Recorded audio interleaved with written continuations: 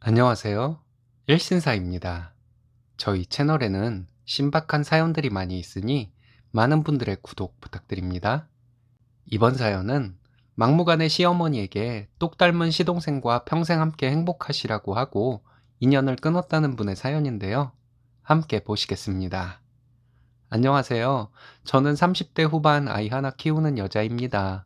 지인들에게 시모 얘기 하소연하는 것도 한두 번이지 너무 답답해서 판에 글을 남긴 적도 몇 번 있습니다.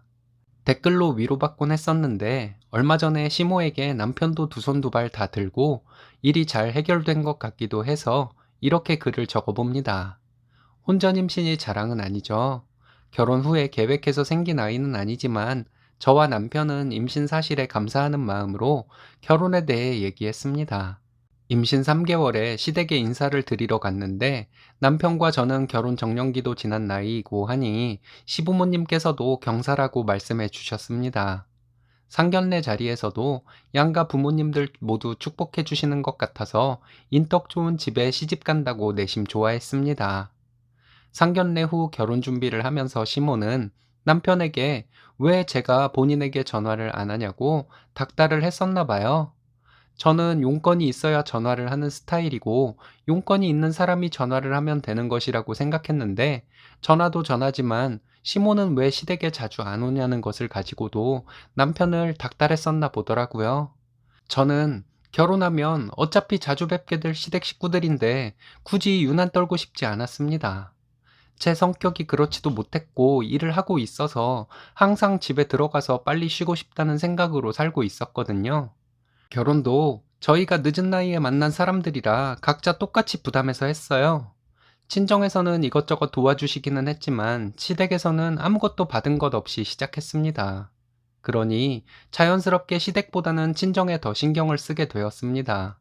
아이를 낳고 친정엄마가 산후조리를 해주신다고 저희 집에 와 계셨는데 저희는 친정엄마께 돈을 드린 것도 없었습니다. 남편은 저희 엄마에게 돈을 드려야 하는 것이 아니냐는 말을 하지도 않았고, 오히려 엄마가 저희 집에 계시는 것을 불편해했죠. 결혼하고 신혼여행 다녀와서 며칠 뒤에 시모가 저희 집에 처음 오셨습니다. 그때 저는 임신 5개월 때였어요. 남편도 저에게 미리 알려주지 않고 시모와 함께 집에 들어왔습니다. 근데 시모 표정이 정말 많은 불만이 있는 얼굴이었어요. 밤 9시가 다 되었는데 이미 밥도 해놓은 상태였고, 저도 남편이 와야 같이 밥을 먹으니 상을 차리고 있었는데 오신 것이었어요. 시간이 늦었으니 식사를 하셨을 것 같아서 과일 좀 깎아드릴까요? 했더니 대답을 안 하시더군요. 5번을 물으니 그때서야 그럼 깎아와 보든가 이러시는데 짜증이 좀 났지만 과일 깎아다 드렸더니 손도 안 대고 계시다가 제가 다리가 부어서 다리를 뻗고 앉아 있었더니 어딜 시모 앞에서 그따위로 앉아 있느냐고 막 소리를 질렀습니다. 그러더니 신혼여행 갔다 오면 시부모에게 밥을 지어드리는 것이다. 이바지 음식도 안 하냐? 너네 친정에선 그리 가르쳤냐? 아주 기가 막힐 만한 소리들을 하시더라고요. 처음 겪는 일이라서 시어머니 말씀에 대꾸도 못하고 앉아만 있었는데 시모는 갑자기 가신다고 하고는 아파트가 떠나가라 울었습니다. 고래고래 소리를 지르면서 통곡을 하는데 남편은 밥 먹다가 놀란 표정으로 시모 따라 나갔다 오더니 저에게 왜 엄마 들어오실 때 웃으면서 맞아주지 않고 엄마 심기 불편하게 만들었냐고 하더라고요. 이때 정말 뼈저리게 느꼈습니다. 만만하게 보이면 안 되겠구나 하고요. 시모는 저에 대해 마음에 안 드는 점을 남편에게 얘기하며 닥달하고 남편은 저에게 시모의 얘기를 전해도 제가 당신이 친정에 똑같이 하면 나도 시모에게 그렇게 하겠다고 선을 그었더니 남편과 싸우는 날이 많아지고 사이도 점점 멀어졌습니다. 이 시기에 남편이 술을 먹고 늦게 들어오는 날이 많았는데 새벽에 들어와서 아기 재우고 간신히 자려는 저를 괴롭히니 미치겠더라고요. 임신 중이라 예민한 것도 있었겠지만 정말 못 살겠다고 남편에게 얘기했더니 시모에게 남편이 바로 얘기를 했습니다. 시모가 남편에게 그러더래요. 걔는 사회생활하는 사람 맘 편하게 못 해준다고요. 아무것도 모르는 애라고요. 나도 15년간 직장 생활을 한 사람인데 시모나 당신만큼 모르겠냐고. 사회생활에 꼭 술이 필요한 것은 아니더라고. 그렇게 주장하고 다니는 사람들 보면 그냥 술이 좋아서 하는 소리더라고 했습니다. 남편은 저를 꺾어놓고 싶었는지 제가 한 음식들을 시모와 비교하면서 이건 짜다, 이건 싱겁다 하는데 제가 당신은 어떻게 그렇게 엄마의 나쁜 점만 닮았냐고 비아냥거리고 그날 남편과 대판했습니다. 진짜 남편 하는 짓이 시모와 오버랩되면서 남편에게서 오만정이 다 떨어지더라고요. 아기 낳고는 남편과 정말 매일 싸웠습니다. 제가 성격상 남에게 아쉬운 소리 못하고 살아왔는데 그래도 남편이니 남편에게 힘들다고 여기저기 아프다고 얘기를 하고 싶기도 했지만 못했습니다. 더군다나 산후조리 해준다고 저희 집에 와 있는 엄마에게 살갑기는커녕 매번 뚱해 있는 남편을 보면 더 이상 얘기하고 싶지도 않았어요. 얘기한다 해도 안 받아줄 것이라는 생각이 들었고요. 딱 한 번 아이 낳고 남편에게 아프다 소리 한 적이 있었는데 왜 다른 산모들은 금세 회복하는데 당신만 아프다 하냐고 말하는 신랑을 보면서 입을 닫게 되었습니다. 남편이 돈 관리를 해요. 매달 시모에게만 50만 원씩 드리는 것도 정말 화가 났었습니다. 결혼 전에는 저희 부모님도 드리겠다고 하면서 시모에게 50만 원씩 드렸는데 제가 아기 낳으면 일을 못하게 될지도 모르는데 양가에 당신이 돈을 다 드릴 것이 아니면 지금부터 양가 모두 드리지 말자고 했더니 제가 일을 그만두어도 자기가 양가에 다 드린다고 하더라고요. 그랬는데 제가 회사를 그만둔 이후에 시모에게만 돈을 드리고 저희 부모님께는 돈을 안 드리길래 물어봤더니 제가 일하면 그 돈 드리겠다는 것이었다고 말을 바꾸는데 정말 어이없었습니다. 시모도 시모지만 남편도 이런 식으로 정 떨어지는 행동과 말을 하니 참는 것도 한계가 있는 것인데 저와 동갑인 시동생은 볼 때마다 저에게 자기 엄마에게 잘하라고 하더라고요. 그래서 시동생에게 웃으면서 도련님, 도련님이 우리 부모님께 잘하면 나도 잘할게요. 형한테는 기대할 것도 이젠 없는데요. 했어요. 그 다음부터 시동생은 저에게는 말을 못하고 남편에게 저에 대해 뭐라 하는 것 같더라고요. 그런데 지난 겨울에 대박 사건이 터졌습니다. 제가 손목에 터널 증후군이 있어서 원래도 손목이 안 좋았는데 더 안 좋아지고 손목이 퉁퉁 부어 있었어요. 시어머니도 보셔서 다 알고 계셨고, 그래서 저에게 김장 얘기를 안 꺼내시는 줄로만 알고 있었습니다. 그리고 남편이 한동안 무지 바빠서 자기 정말 스트레스 받아서 미칠 것 같다고 이번 주말에는 자기 혼자 집에 있게 아이 데리고 친정에 가 있으면 안 되겠냐고 해서 저는 아이와 주말 동안 친정에 가 있었습니다. 남편 혼자서 집에 있는 동안 여러 가지 일들이 있었답니다. 시동생이 남편에게 전화를 해서 김장에 왜 안 오냐고 부모도 눈에 안 뵈냐고 하면서 개쌍욕을 했다고 합니다. 남편도 화가 나서 시동생에게 소리 지르고 싸우다가 끊었는데 시동생이 문자로 남편에게 욕을 보냈답니다. 남편은 시동생이 보낸 문자를 시모에게 그대로 보냈더니 시모가 한참 뒤에 전화를 해서는 네 마누라는 전화도 없다고 김장을 했는지 말았는지 관심도 없냐며 막 쌍욕을 하며 소리를 쳤다고 해요. 그리고 시모는 저에게 전화를 해서 소리 지르고 욕을 한 것이었습니다. 저는 이런 내막이 있는 줄도 모르고 시모에게 전화로 욕을 얻어먹고 저도 이제 못 참는다고 같이 소리 지르고 싸웠네요. 그리고 일요일 저녁에 집으로 갔는데 남편이 있었던 일을 말해 주어서 알게 되었습니다. 남편도 이제는 저 사람들 비위 못 맞추겠다고 아예 안 본다고 하더라고요. 자기 엄마가 바뀌어야 한다며 자기 엄마가 문제라고 그런데 엄마는 바뀔 사람이 아니니 안 보고 사는 수밖에 없다면서 자기 말대로 하자고 저보고도 연락하지 말라고 했습니다. 남편의 이 말에 저는 심란했어요. 남편하고 피 터지도록 싸웠던 기간 동안 내가 그렇게 말을 해도 못 알아듣더니 이제 와서 이러는 남편이 야속했습니다. 남편은 자기가 어떤 여자를 데려왔어도 엄마는 못되게 굴었을 거라는 말을 저에게 위로랍시고 하는 것이었습니다. 일단 남편이 하자는 대로 했어요. 저희가 멀어지고 없어 보니 시모가 아쉬운지 몇 번 전화를 해서 저에게 잘해주더라고요. 설에도 남편과 저는 연락도 없이 시댁에 가지 않았습니다. 시아버지와 통화만 했고요. 설이 지나고 시모에게 전화가 왔는데 처음에는 좋게 말하더니 설에 안 왔다고 저에게 뭐라고 하더라고요.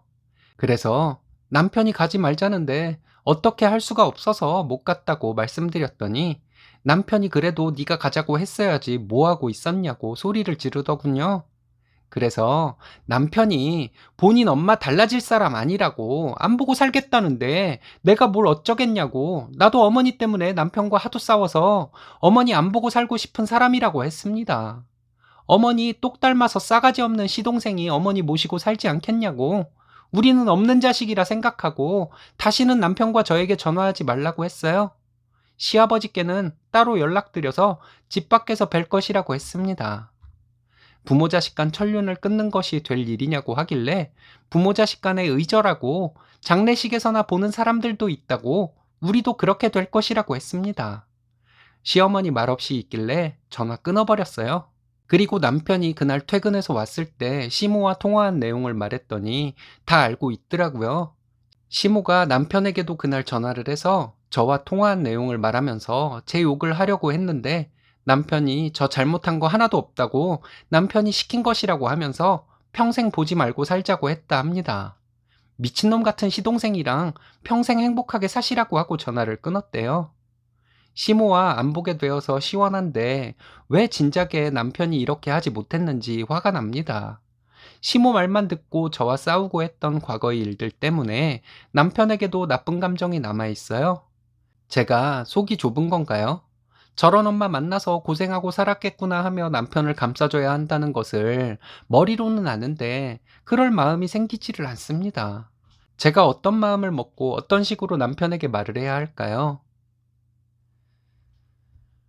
시모가 정말 옹졸하고 비겁한 분이네요. 그런 사람은 누구도 맞추지 못하는 사람입니다. 남편도 이제 돌아섰다니 시간이 지나면 남편과도 좋아질 거예요.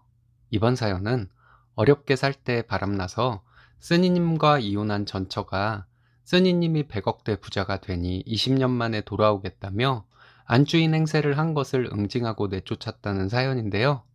후기도 있습니다. 함께 보시겠습니다. 안녕하세요. 저는 50 좀 넘은 남자입니다. 20대에 결혼해서 아들 하나 낳고 살다가 이혼해서 현재는 혼자 살고 있습니다. 몇 년 전부터 좀 살만해지니 여자 남자 할 것 없이 정말 많은 사람들이 주변에 몰리게 되네요. 좀 씁쓸하지만 저도 어려울 때는 있는 사람들에게 빌붙어 보려는 마음으로 접근을 하기도 했었으니 사람들의 그런 행동들을 이해는 합니다. 저는 청주에서 자랐습니다. 초등학교 때부터 저는 친구가 없었습니다. 어린 시절 아버지는 술로 인생을 사는 분이었고 어머니는 그런 아버지를 견디지 못하고 집을 나가셨습니다. 조부모님도 일찍 돌아가셔서 아버지와 둘이 살았습니다. 아버지와 둘이 살아서 저는 옷도 항상 같은 옷을 입고 겨우겨우 밥이나 먹고 사는 정도였습니다. 옷은 항상 지저분하고 씻지도 않아 냄새도 났을 것입니다. 그러니 자연히 한반 친구들이 저를 멀리하려고 했겠죠. 같은 반 아이들에게 맞기도 많이 맞았습니다. 동네 북이었죠. 너무 괴로웠지만 술에 의지를 하고 살아가시는 아버지에게 제 힘든 삶을 이야기해봤자 소용도 없을 것 같아서 그냥 견디며 살았습니다. 중학교, 고등학교 때도 마찬가지였습니다. 제가 중학생이 되면서 키가 많이 자라서 그랬는지 저를 때리거나 하는 친구들은 없었지만 항상 지저분하고 없어 보이는 아이였기 때문에 친해지려는 친구들도 없었죠.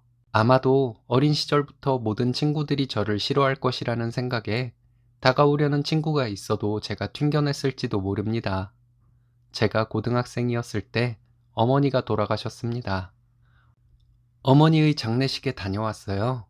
어머니는 아버지의 무능함을 못 견디고 집을 나가셔서 혼자 사시다가 교통사고로 돌아가셨습니다.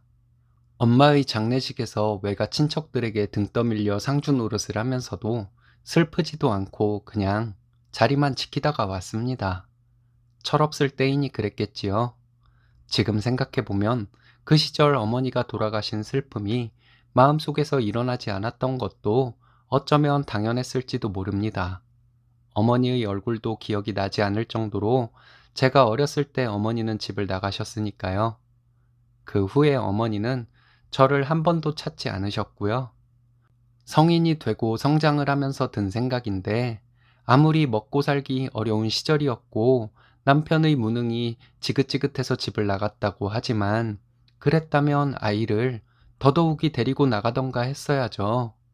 무능하고 술독에 빠져 있는 남편에게 아이를 맡기고 혼자 살겠다고 집을 나간 어머니는 저를 자식으로 생각하지 않았다는 결론만 났습니다. 어머니가 돌아가시고 몇 년 뒤에 아버지도 지병으로 돌아가셨습니다. 일을 하며 돈을 벌고 고생을 하면서 아버지도 어머니도 원망하지 않았습니다. 하지만 그리워하지도 않았습니다. 그냥 저는 이 세상에 혼자 남은 사람이고 남들과 경쟁을 하고 남의 돈을 거저 뺏어 먹을 수는 없으니 이래서 남의 돈을 뺏어 먹을 수밖에 없다는 생각으로만 살아왔습니다. 성인이 되어 저는 중장비를 배워서 포크레인 기사를 했습니다. 열심히 일하고 일이 좀 일찍 끝나게 되면 하루 일당을 좀 깎아주고 하니 남들보다 좀 더 일거리가 많이 들어오는 정도였습니다. 그 시기에는 청주가 엄청나게 개발이 되고 있어서 실상 일거리도 많았었고요. 큰 돈을 벌지는 못했지만 그럭저럭 먹고 살만 했습니다. 결혼을 하고 아들이 태어났습니다. 전처는 아이를 키우며 살림만 했지만 늘 불만이 많았습니다. 누구 남편은 돈 많이 벌어 땅을 샀다더라. 누구네는 식당을 했는데 정말 돈을 많이 벌어서 외제차를 탄다더라 하면서 저를 매일 들들 볶아댔습니다. 우리 어렸을 때는 청주도 꽤나 시골인 곳이 많았는데 정말 천지개벽이라는 말이 어울릴 정도로 시 전체가 들썩거리며 개발이 되니 전처와 같이 허파에 바람이 들어간 사람들이 많긴 했었습니다. 저는 배고파서 배를 움켜쥐고 자던 어린 시절에 비하면 정말 천국같이 느껴지던 일상이었는데 와이프는 항상 불만이 있었습니다. 그때 장모와 처형도 저만 보면 와이프와 같은 말을 하며 저를 괴롭혔습니다. 어린 시절부터 늘 혼자였던 저는 그 모든 것이 제 잘못인 것 같아서 그저 사과만 했었습니다. 앞으로 잘하겠다고만 하고요. 그러면 되는 줄 알았습니다. 아이가 3살 때 와이프는 바람이 나서 집을 나갔습니다. 그리고 몇 달 뒤에 이혼을 요구했어요. 아이와 헤어지기 싫었지만 남자 혼자 아이를 키울 수도 없어 양육비를 주기로 하고 이혼을 했습니다. 장모와 처형은 저에게 거지 같은 놈이라며 아이에게 돈이나 보내고 찾아올 생각도 하지 말라고 했습니다. 이혼을 하면서 살던 전셋집도 와이프에게 주고 저는 청주 외곽의 시골 동네 마을 회관에서 숙식을 하면서 벌어먹고 살았습니다. 신세 한탄으로 세월을 보내며 자연스럽게 아버지가 그러셨던 것처럼 술에 의존을 하며 긴 세월을 보냈습니다.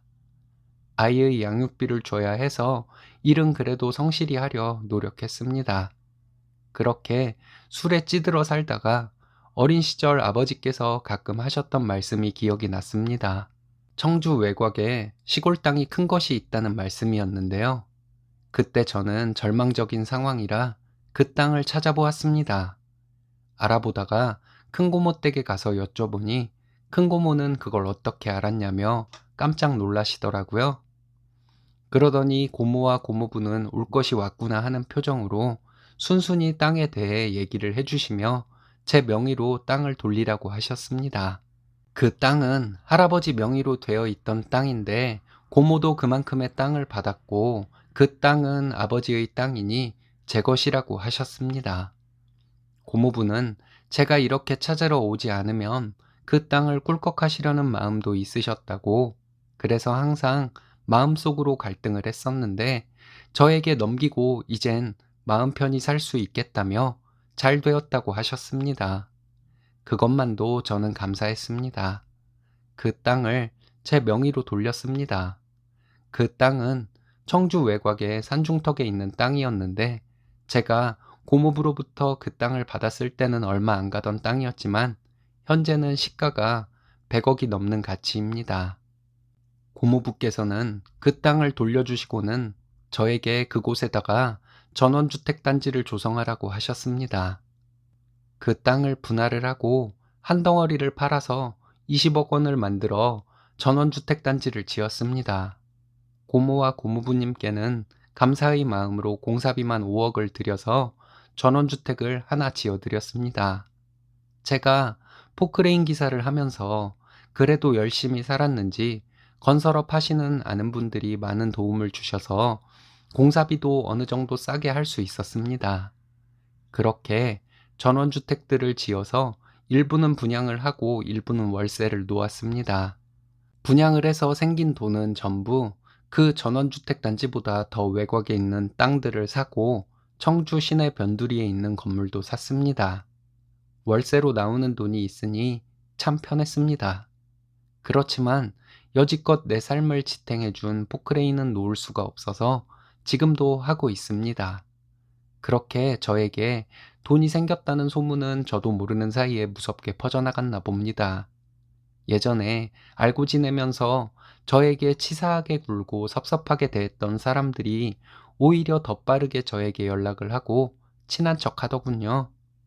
반면에 저에게 도움을 주셨던 분들은 제가 연락을 해보니 제가 돈이 생겼다는 것은 알고 있었지만 제가 오해하거나 부담스러워 할까봐 연락을 못하고 있었다고 했습니다. 그러던 중에 전처에게 연락이 왔습니다. 저와 몇 년 살고 바람나서 이혼하고 그 남자와 재혼을 했다고 들었었는데요. 제가 아직 혼자이면 저에게 다시 돌아오고 싶다고 하더군요. 재혼한 남자와는 지금 무늬만 부부로 살고 있다면서 그 남자와 확실하게 정리를 하고 다시 돌아오겠다는 것이었습니다. 헛웃음이 나오더라고요. 전처에게 연락이 온 후 며칠 간격으로 장모였던 사람도 연락을 해서 저에게 김서방이라 부르며 아이를 생각해서 전처와 다시 합치는 게 어떻겠냐고 했습니다. 아이도 성인이 된 지가 언젠데 아이를 생각해서 합치다니요. 전처 쪽과는 더 이상 엮이고 싶지 않아서 그냥 건성건성으로 통화하다가 급한 일 있다며 전화를 끊고 그랬습니다.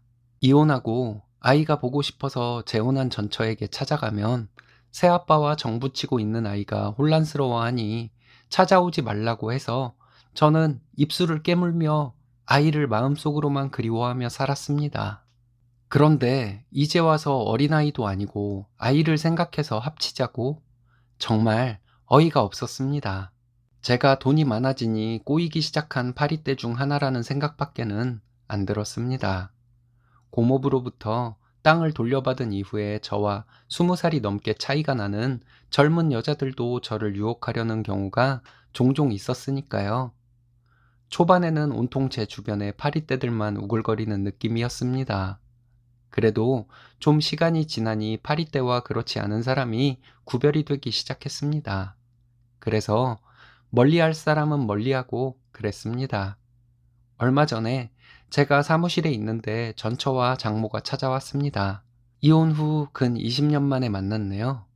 전처는 이미 제 와이프라도 된 것처럼 마누라 행세를 하고 장모였던 사람은 저를 아들인 것처럼 대하려고 했습니다. 제가 장모에게 그랬습니다. 내가 힘들게 살 때는 그렇게 사람 취급도 안 해주고 결혼해서 살고 있는 딸 빼내서 돈 많은 집으로 시집 보내려 해놓고는 이제 와서 이게 무슨 짓이냐고요. 그랬더니 그 노망난 할머니가 저에게 과거를 그렇게 못 잊고 어떻게 사냐면서 자기 딸과 다시 살라고 했습니다. 어린 시절부터 맨날 욕이나 먹고 기가 죽어서 남에게 욕 한 번 해본 적 없는 제가 입에서 욕이 튀어나오려고 했습니다. 저와 친하게 지내던 제 사정을 모두 알고 있던 사무실 동료가 먼저 욕을 시작하더라고요. 그 선배는 너희들에게 버림받고 제가 어떻게 살았는지 아냐며 전처와 그 엄마에게 입에 담지도 못할 욕을 하면서 다신 나타나지 말라고 했습니다. 저도 화가 나서 식은 커피를 전처와 그 엄마의 얼굴에 뿌리며 말했습니다. 니네 내가 부자 된 거 알고 이렇게 붙으려고 하는 거지? 니네 생각하면 치가 떨려. 내가 니네 이 지역에서 살기 힘들게 해주려고 벼르고 있었어. 부자한테 빌붙으려는 마음으로 사니까 니네가 거지인 거야. 거지들은 거지들끼리 그냥 살아. 지금 니네가 한 소리들 내가 휴대폰으로 녹음하고 있어. 니네가 한 말들 녹음한 거 네 남편에게 보내줄게. 너도 나처럼 다 뺏기고 이혼당해봐라. 라고 얘기하고 내쫓았습니다. 그 후로는 저에게 연락이 오지 않습니다. 와이프는 재혼을 해서 아이 둘을 더 낳았다고 들었었는데요. 제 아들도 불쌍하지만 그 아이들도 불쌍한 마음이 들었습니다. 생각으로는 정말 그것들에게 처절하게 복수하고 싶지만 그것들은 저에게 돌아오지 못하는 것만으로도 괴로워할 정신 나간 것들이니 복수할 필요성도 못 느낍니다. 제가 돈이 생기고 나니 자기 돈이 생긴 것처럼 저에게 여자들 나오는 술집에서 술을 사라는 사람들, 돈 꿔달라는 사람들, 좋은 투자처가 있다며 저를 꼬드기는 사람들 때문에 좀 힘들기도 합니다. 그래도 무시당하기보다는 대접을 받으니 돈이 좋긴 좋은가 보네요. 그냥 여러분들의 조언대로 무리하지 않고 결혼은 안 하고 적당히 연애나 하고 좋아하는 등산이나 다니며 살렵니다. 감사합니다. 후기입니다. 일신사에 저의 글이 올라가고 많은 분들의 관심과 댓글로 큰 위로를 받았습니다. 먼저 여러분께 감사의 말씀 올립니다. 전처와 장모를 저를 대신해서 욕해 주신 분들, 힘들게 살다가 편안하게 살게 되었다고 저에게 축하의 말씀을 해주신 모든 분들께 형제를 느꼈습니다. 일면식도 없는 저의 일에 함께 분노해 주시고 함께 기뻐해 주신 분들께 정말 감사한 마음입니다. 얼마 전에 제 아들이 찾아와서 결혼을 할 예정이라고 얘기를 했습니다. 못난 아빠라서 어린 시절 얼굴도 자주 못 보고 살아온 제 아들에게 미안하기도 하고 잘 자라서 결혼을 한다고 하니 기쁘기도 하고 마음속이 복잡했습니다. 아들이 저에게 어렵게 꺼낸 얘기가 결혼식 혼주석 문제였습니다. 아들은 저에게 혼주석에 앉아달라고 부탁을 했습니다. 엄마와 새아빠는 어떻게 생각하냐고 물었더니 마음대로 하라고 했다는군요. 내가 혼주석에 앉으면 네 동생들과 새아빠가 서운한 마음이 들지 않겠냐고 물었더니 대답을 못하는 마음 여린 아들놈이었습니다. 한참 뒤에 아들놈이 저에게 울먹거리면서 자기 결혼식 혼주석에 엄마와 새아빠가 앉아도 서운하지 않겠냐고 물어봤습니다. 솔직한 제 심경을 아들에게 말해 주었어요. 나는 네가 어릴 때부터 이유가 무엇이 되었든 함께 해주지 못했고 양육비만 보냈다. 너의 어린 시절 아빠 역할을 한 것이 너희 새아빠이지 않느냐? 나도 너만 생각하며 산 사람이지만 네 동생들도 있고 하니 혼주석에는 새아빠가 앉는 것이 맞는 것 같다. 그래도 네가 꼭 원한다면 혼주석에 앉으마. 이렇게 얘기했더니 아들놈이 울면서 저에게 미안하다고 새아빠를 혼주석에 앉게 하겠다고 하는데 아들놈에게 괜찮다고 하며 저도 울고 사무실에 있던 형님도 울고 정말 눈물바다였습니다. 아빠는 네 결혼식에 하객으로 갈 수 있는 것만으로도 만족하니 그만 울라고 아들놈에게 말했는데 저는 울음이 그쳐지지 않아 한참을 울었습니다. 아이가 말하는 것을 보면 새아빠가 어릴 적부터 우리 아들놈에게 못하지는 않았던 것 같아서 고마운 마음도 들었습니다. 아들이 결혼하면 집 한 채는 내가 해주고 싶어서 사무실 형님과 상의해 보니 결혼 준비는 아이들끼리 하도록 내버려 두라고 하더군요. 제가 결혼하자마자 집 한 채 척하고 해주면 아이들이 또 바라는 마음이 생길지 모른다고요. 고심 끝에 형님의 말을 받아들이기로 했습니다. 아들과 며느리가 결혼하고 잘 살아가면 아들놈 어릴 적 못 주었던 용돈이나 가끔 주고 아들에게 어려운 일이 닥치면 어느 정도 도움이나 주는 것으로 마음을 정했습니다. 사무실 형님은 저희 재산 엉뚱한 곳에 가게 하지 않으려면 건강 잘 지켜서 전처보다 오래 살아야 한다는 말을 하더군요. 더 확실하게 하려면 어느 정도 아들에게 물려줄 재산을 빼고는 사회에 환원을 한다는 것으로 조치를 해놓던지 하라고 했습니다. 형님에게는 내가 이렇게 젊은데 벌써 그런 것까지 생각하냐고 했지만 집에 돌아와서 생각해보니 형님의 말이 100번 옳은 말이라는 생각이 들었습니다. 조금 있으면 아들이 결혼을 합니다. 저는 하객으로 잠시 결혼식만 보고 나올 생각이지만 평생을 그리워하며 살아온 아들놈이 결혼을 하는 모습을 보면 참 여러 가지 마음이 들 것 같습니다. 축의금은 좀 큰 금액으로 아들놈에게 직접 주려 합니다. 손주가 태어나면 아들놈 어릴 적 놀아주지 못했던 한을 풀기 위해 손주와 잘 놀아주는 할아버지가 되려고 합니다. 그러려면 술을 더 줄이고 등산도 더 열심히 해야 할 것 같습니다. 저에게 힘내라고 댓글 남겨주신 모든 분들께 감사드립니다. 아드님과 놀아주지 못한 미안함에 손주와 잘 놀아주는 할아버지가 되겠다는 말씀, 정말 감동적이네요. 멋지십니다. 이번 사연은 어릴 적부터 아들에게 남보다 못한 대우를 했던 시모에게 남편과 함께 사이다를 날리고 연 끊었다는 사연인데요. 함께 보시겠습니다. 안녕하세요. 저는 30대 후반 아이 하나 키우는 유부녀입니다. 얼마 전에 남편과 함께 시모와 연을 끊었습니다. 생각 같아서는 더 심하게 말하고 더 심하게 응징을 하고 싶었는데 저도 남편도 그렇게 하지 못한 것이 아쉬운 마음이 들기도 합니다. 세상에 이렇게 이기적이고 못된 사람이 또 있을까요? 사람으로서 누군가에게 저주를 하며 사는 것이 잘못된 것이라는 것을 알지만 아직도 가끔 저절로 시모를 저주하는 마음이 들곤 합니다. 부질없다는 것을 알면서도 그래요. 남편은 어릴 때부터 시모 때문에 참 괴로운 삶을 살았다고 해요. 결혼 전에는 몰랐던 일이었고요. 자기 가족들 흉을 덮으려고 했던 것 같습니다.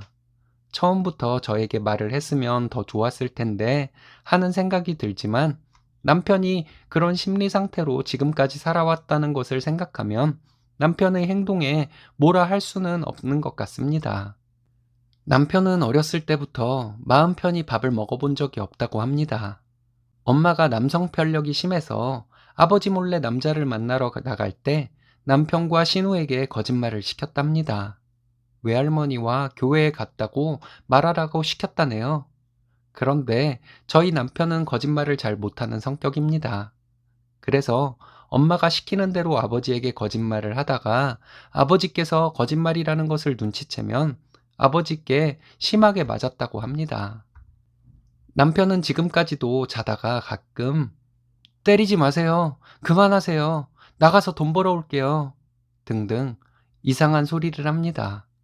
몇 년간 상담을 받고 많이 좋아진 것이 이 정도입니다. 신혼 때 남편의 이런 이상한 행동에 놀라서 저는 정말 어쩔 줄을 몰랐어요.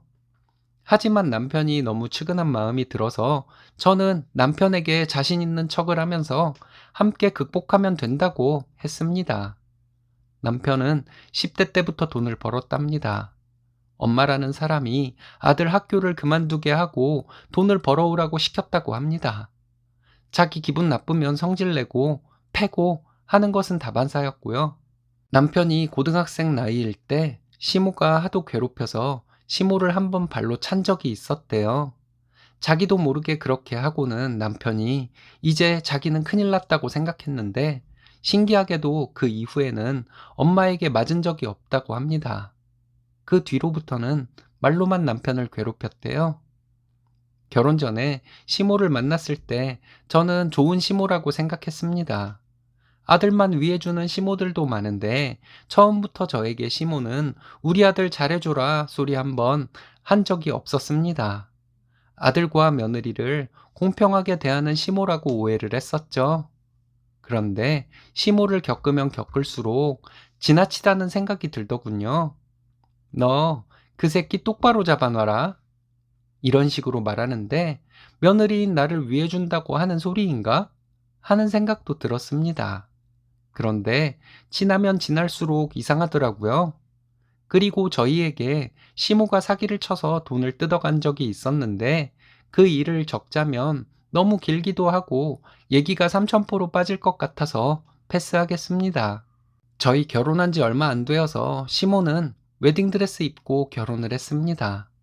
예전부터 연하남하고 살림을 차리고 살고 있었는데 결혼식을 할 것이라고 하면서 저희에게 돈도 뜯어갔어요. 신우는 엄마랑 진작부터 연 끊고 살겠다고 해서 시모에게 사기를 당하거나 결혼식 때 돈을 뜯기거나 하지는 않았다고 합니다. 재작년에 남편이 꽤 큰 수술을 했습니다. 그래도 엄마라고 연락을 해서 수술을 한다고 알렸는데 그 뒤로부터 시모는 저와 남편의 전화를 안 받았습니다. 전화를 안 받아서 수술 잘 끝나고 회복도 잘 되고 있다고 문자를 했더니 다시는 본인에게 연락을 하지 말라고 문자가 왔습니다. 그리고 저와 남편의 전화를 수신급으로 설정해 놓았다네요. 수술 후 회복 기간에 엄마로부터 다시는 전화를 하지 말라는 문자를 받고 그것을 읽고 있는 남편의 표정을 잊을 수가 없습니다. 구청 상담센터를 시작으로 남편은 꾸준히 상담을 받았습니다. 한동안 상담 치료를 받으며 표정도 많이 밝아졌고 피부색도 좀 환해진 것 같았어요. 수술 후 몸을 추스리고 상담을 받으며 마음도 조금 치료가 되니 남편이 저에게 어느 날 얘기를 하더군요. 시모에게 전화를 해서 아예 법적으로 모자간을 끊자고 했답니다. 그랬더니 시모는 오만 가지 욕설을 하고는 며칠간 문자로도 참 많은 욕설을 적어서 보냈습니다. 그리고 며칠 뒤에 전화를 해서 아들 사람 되라고 새벽기도 다닌다고 했다네요. 그리고 남편은 주민센터에 가서 부양포기서를 작성하고 왔다고 말을 하더라고요. 그날 저는 남편을 꼭 안아주며 잘했다고 말해 주었습니다. 그런데 얼마 전에 시모가 저희 집에 찾아왔습니다. 마지막으로 얼굴을 본 것이 4년 전이었는데 갑자기 저희 집을 찾아와서 많이 놀랐습니다. 남편은 퇴근 전이고 저와 아이만 집에 있었는데 시모가 찾아오니 무섭더군요. 배를 누르는 시모에게 이따 남편 들어오면 다시 오라고 하고 문을 안 열어주었습니다. 남편이 그로부터 1시간 정도 뒤에 집에 왔는데 그때까지 시모는 집 앞에 있었나 봐요.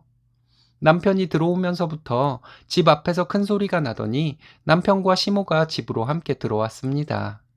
시모가 들어와서 하는 말이 함께 살던 그 연하남이 바람이 나서 헤어지게 되었다고 하며 이제 자식들 손주들 보며 살아야겠다고 말하더군요.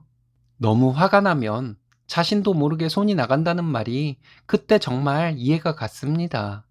그 표독스러운 목소리로 욕설을 일삼던 시모가 부드러운 말투로 불쌍한 척하며 말을 하는데 측은한 마음도 들 정도였습니다. 정말 연기력인지 아니면 시모는 마음속에 여러 명의 자아가 들어있는 사람인지 분간이 안 될 정도였습니다. 남편 표정을 보니 무슨 일이 벌어질 것 같아서 남편에게 카톡으로 절대 화난 표정 짓지 말라고 끝까지 웃으면서 얘기해야 한다고 말했습니다. 카톡을 확인하더니 남편이 억지로 웃는 표정을 지으면서 말하더군요.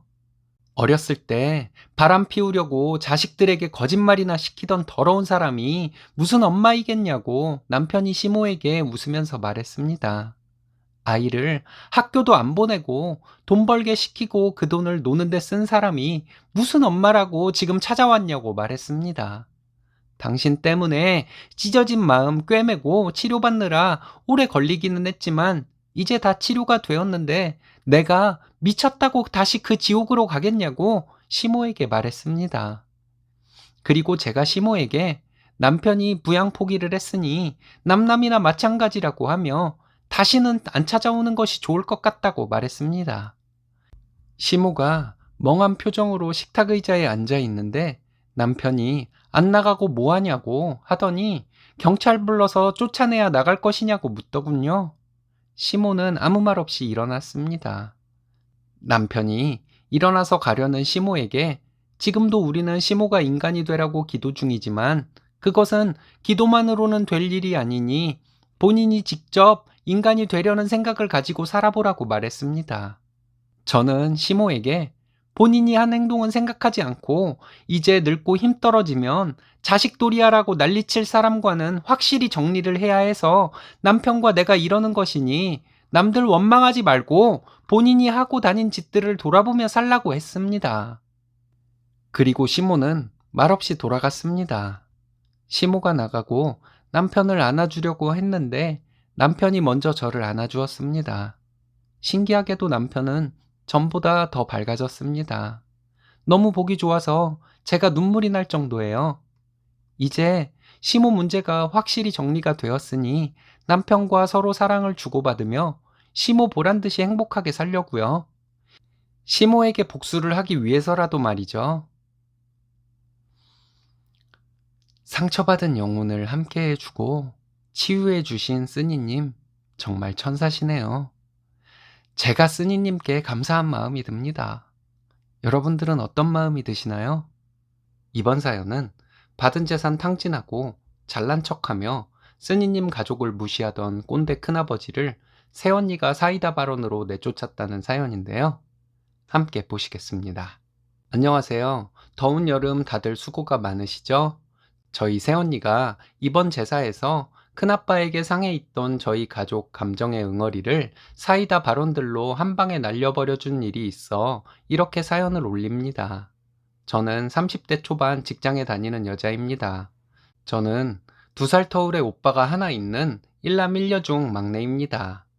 우리 부모님 두 분 다 순둥순둥 하시고 우리 남매도 부모님을 닮아 그다지 모난 곳 없이 흔한 현실 남매의 싸움 한 번 없이 살아왔어요. 문제는 큰아빠 식구들인데요. 큰아빠는 여지껏 돈을 벌어본 적이 없는 사람이에요. 그리고 사람의 근본, 제사, 집안의 전통 같은 것을 매번 강조하여 말하는 사람이죠. 우리 할아버지께서는 지금은 돌아가셨지만 엄청 부자셨어요. 서울 변두리와 근교에 건물과 땅 100필지를 갖고 계셨었다니 정말 대단한 부자였죠. 그 할아버지 덕에 우리 큰아빠와 아빠는 정말 부잣집 도련님처럼 자랐나 봐요. 그래도 우리 아빠는 할아버지로부터 증여받은 건물 1층에서 작은 식당을 하며 엄마와 함께 열심히 경제활동을 해왔어요. 다른 층에서 나오는 월세와 또 다른 건물, 도지 준 땅에서 나오는 돈으로 우리 남매도 정말 풍족하게 자랐죠. 그런데 큰아빠는 할아버지 살아계실 때부터 증여를 받기 시작해서 저희 아빠에 비하면 정말 어마어마하게 차이가 날 정도로 많은 재산을 받았대요. 그래서 평생 일도 안 하고 재벌 행세하며 할아버지 재산을 본인이 함께 조성한 것처럼 말하고 다녔어요. 게다가 친척들을 엄청 무시하고요. 잘난 척이 엄청 심하고요. 큰아빠는 결혼한 아들 둘이 있는데 우리 사촌 오빠들이죠. 어려서부터 고액과외, 학교 선생님 과외를 받고 학교에 돈도 많이 써서 사촌 오빠들 고등학교 때 학생회장을 하고 그랬어요. 그 외에도 큰아빠 큰엄마의 사치까지 더해져 증여받은 땅 건물 외에도 할아버지가 갖고 계신 나머지 재산도 모두 설정 잡혀서 전부 탕진했다더군요. 그리고 할아버지 돌아가신 이후부터는 갖고 있던 재산들을 팔아서 사치하고 사촌 오빠들까지 그 사치에 가담해서 지금은 건물 하나 남았다더군요. 그래도 아직 큰아빠 본인은 재벌인 양 행세하고 다녀요. 사촌 오빠들도 큰아빠를 닮아 자기들이 최고인 줄 알고 우리 아빠가 작은 아빠인데도 자기들 아랫사람처럼 여기며 살아왔어요. 예를 들면 우리 어렸을 때 제사를 준비할 때 제기를 꺼내는 거나 상 피는 것들을 큰엄마는 자기 자식들인 장성한 사촌 오빠들을 놔두고 우리 아빠를 시키고 그랬어요. 게다가 큰아빠는 사촌 오빠들이 장자의 자식이니 우리 아빠보다 오히려 위다 라는 식으로 말한 적이 많아요. 그런 분위기 속에서 자랐으니 사촌 오빠들도 아나무인으로 자랐겠죠? 차례나 제사도 큰엄마 몸이 안 좋다고 언젠가부터 저희 집에서 지내기 시작했어요. 자신은 큰아들이니 부모 재산을 다 받아야 하는 것인데 우리 아빠가 어느 정도 재산을 받을 수 있게 해준 것을 고맙게 생각해야 한다고 매번 말을 해요. 큰아빠는 또 우리 엄마는 근본이 없는 집에서 시집 온 사람이니 제사 잘 지내야 복을 받는다고 늘 말하고요. 사촌 새언니들도 그냥 평범한 집에서 자란 사람들인데 큰 새언니는 자신이 재벌집 상속자 며느리인 것처럼 온몸에 명품을 두르고 아이를 영어 유치원에, 과외에, 해외여행에 이런 것들 우리한테 자랑하기 바빠요. 그래서 큰아빠네 집은 항상 엄청난 대출이자에 허덕이면서도 허세와 사치는 멈추질 않네요. 저희 아빠가 말씀하시기로는 큰아빠네가 지금까지 가지고 있는 건물도 팔아먹을 날이 얼마 안 남았다고 하셨습니다. 그러던 중 지난 봄에 오빠가 결혼을 했는데 정말 예쁘고 착한 새언니가 들어왔어요. 항상 주말에 오빠 부부가 집에 오면 우리 아빠가 젊을 적부터 살아온 얘기를 하는 것을 좋아하는데 우리 새언니는 신기하게도 그 재미없는 얘기를 신나게 듣고 맞장구 쳐주고 중간중간 질문까지 해가면서 공감을 해주네요. 항상 비슷한 얘기가 반복되는데도 전혀 지루해하는 기색 없이 아빠의 인생 스토리를 들어준답니다. 그래서 밥 차리거나 설거지하는 등의 일들은 항상 엄마와 저 오빠가 전부 해요. 새언니는 밥 차리려고 거실 소파에서 일어나려 하면 아빠가 우리 남매에게 네 언니가 집에서 네 오빠 밥 챙겨주는 것도 힘들 텐데 여기까지 와서 또 밥 차리게 하냐? 니네가 차려! 하면서 새언니랑 소파에서 계속 신나게 아빠의 인생 스토리를 얘기해요. 저도 듣기 지겨워서 피하는 것을 신나게 들어주니 저는 새언니한테 고맙게 생각하면서 엄마를 도와 밥 차리고 설거지하고 그러죠. 이렇게 착한 새언니인데 이런 새언니의 대박반전의 매력을 볼 수 있는 사건이 터졌어요. 증조할아버지 제삿날 때마침 휴일이어서 우리 집에서 우리 가족들과 큰아빠네 가족들 모두 점심때부터 모여서 제사 준비를 하는데 우리 엄마와 저, 오빠, 새언니 이렇게만 제사 음식을 하고 있었어요. 큰엄마랑 사촌 새언니들은 방에 들어가서 자는지 핸드폰 보는지 나오지도 않고요. 큰아빠는 늘 하던 허세를 부리다가 부엌에 가끔 와서 정성스런 마음으로 제사 음식을 해야 한다고 잔소리를 하고 나갔죠. 제사가 모두 준비되고 원래 밤늦게 지낼 제사를 8시쯤 지내자고 새언니가 아빠한테 말했나 봐요. 내일 출근도 해야 한다고. 아빠는 그렇게 하자고 해서 제사 음식을 모두 차렸는데 음식 나르는 소리에 소파에서 자고 있던 큰아빠가 깨서 지금 시간이 몇 시인데 제사를 준비하냐고 했어요. 그래서 아빠가 내일 애들 출근도 하고 해야 하니 그냥 일찍 제사 지내자고 말했고요. 그랬더니 큰아빠가 그런 게 어딨냐고 어디서 그 며느리로 근본 없는 것들이 들어와서 가풍까지 무너뜨린다고 막말을 하며 제사는 자시에 맞춰 지낸다고 막무가내로 나가더군요. 우리 아빠는 우선 알겠다고 했는데 큰아빠가 대뜸 재수씨랑 땡땡이 쳐 이리 와봐라. 그러더니 제사가 어쩌고 가풍이 어쩌고 하다가 사람이 근본이 없으면 배우려는 자세를 갖기라도 해야지. 이렇게 제멋대로 해서 집안이 제대로 되겠어? 라고 말을 하는데 아니 말이 채 끝나기도 전에 새언니가 맞아요 큰아버님 사람이 근본이 있어야죠. 제사에 며느리랑 손주며느리가 제사 음식을 안 하고 방에 어딜 틀어박혀 있어요? 라며 부드럽게 말하는 거예요. 큰아빠가 얼굴이 빨개져서는 어제 늦게까지 일하다 와서 그런 거라며 어버버 하더라고요. 그러면서 큰아빠가 하는 말이 그래서 넌 지금 싸가지 없이 날 가르치려 드는 거냐? 하면서 언성을 높였어요. 아빠가 나서서 중재를 하려는데 새언니가 아빠에게 손짓으로 가만히 계시라고 하고는 앙칼진 목소리로 모르시면 배우셔야죠. 큰아버님 자꾸 근본 얘기하시는데 큰어머니는 없는 집에서 시집와서 돈 아낄 줄 모르고 시할아버님 재산을 거의 다 탕진했잖아요. 그리고 형님들은 시집와서 큰어머님과 합세해서 더 재산을 탕진했고요. 게다가 차례 때나 제사 때 지방 경조사 때 쏙 빠지고 권리는 다 챙기려고 드는 사람들인데 다들 근본이 있는 분들이라서 그런 건가요? 라고 얘기를 했어요. 그랬더니 큰엄마가 새언니한테 쌍욕을 하며 달려들려 하는 걸 엄마가 막아섰네요. 그걸 보고 새언니는 비웃는 듯한 말투로 저거 보세요 큰아버님. 저렇게 미친 사람 마냥 쌍욕하는 큰어머니야말로 정말 묵은본인 것 같네요. 큰아버님이 잘 가르치셔야겠어요.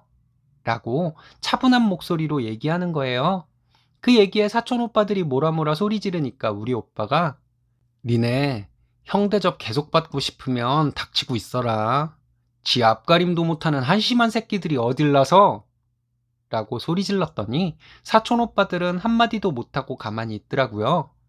그럴 수밖에 없는 게 오빠가 고등학교 때 둘째 사촌 오빠가 우리 아빠한테 반말을 하며 대든 적이 있는데 그걸 보고 사람들 다 보는 앞에서 우리 오빠가 둘째 오빠를 심하다 싶을 정도로 패준 적이 있었거든요. 그 후로 사촌 오빠들은 우리 오빠를 두려워했어요. 그러고는 새언니가 계속 말을 이어나갔어요. 큰아버님은 재산도 아버님보다 10배 가까이 물려받으셨으면서 지금은 아버님만큼도 안 되는 재산 남아있잖아요. 그것도 은행빚 다 갚고 나면 얼마 남지도 않을 거고요. 그런데도 정신 못 차리시고 우리 아버님 어머님을 무시하고 계세요? 아주버님들 나중에 정말 거리에 나앉을 날이 멀지 않은 것 같은데 그때를 대비해서라도 우리 아버님한테 잘 하셔야 할 거예요. 아니면 정말 우리 아버님한테 국물도 없을 테니까요. 라며 엄청난 이 얘기를 편안한 표정으로 하더라고요. 그랬더니 큰아빠랑 큰엄마가 알아듣지 못할 쌍욕을 하며 고래고래 소리 지르더군요. 우리 아빠가 나서서 우리 며느리한테 욕하면 형이고 뭐고 가만두지 않겠다고 나랑 마누라야 무시받아도 내가 잘하면 형도 달라지겠지라고 생각하고 살았는데 이젠 아니라고 참고 살았더니 우리 자식들까지 무시당하더라고 하면서 이젠 나도 안 참는다고 하면서 큰아빠 가족들을 내쫓았어요. 내쫓기듯 나가는 큰아빠 가족들에게 우리 새언니가 한 말이 뭔 줄 아세요?